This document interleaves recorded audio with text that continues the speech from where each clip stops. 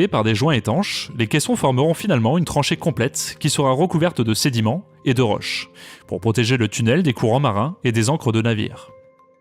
En tout, le tunnel sera composé de 4 tubes séparés, avec 2 voies uniques de chemin de fer et 2 fois 2 voies de chaussée.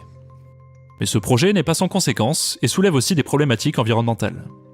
La mer Baltique abrite des espèces protégées comme les marsouins communs, espèces en voie d'extinction dans ses eaux. Pour ne pas perturber les animaux, des systèmes de surveillance acoustique ont été installés pour arrêter le chantier, lorsque les marsouins s'approchent. Mais ce n'est pas tout, des dispositifs de dissuasion sonore sont aussi utilisés pour les éloigner. Des récifs artificiels sont aussi prévus pour accueillir la faune sauvage, qui perdra sur le chemin du tunnel une partie de son habitat. Autre particularité du chantier, celui-ci est particulièrement miné, au sens premier du terme.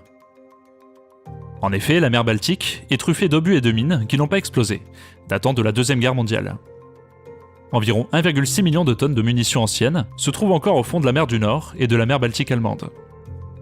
Avant de creuser la tranchée pour le tunnel, des démineurs ont dû inspecter chaque mètre carré du fond marin.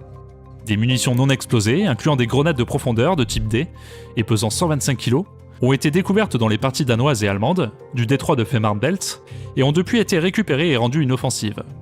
Un travail dangereux et méticuleux.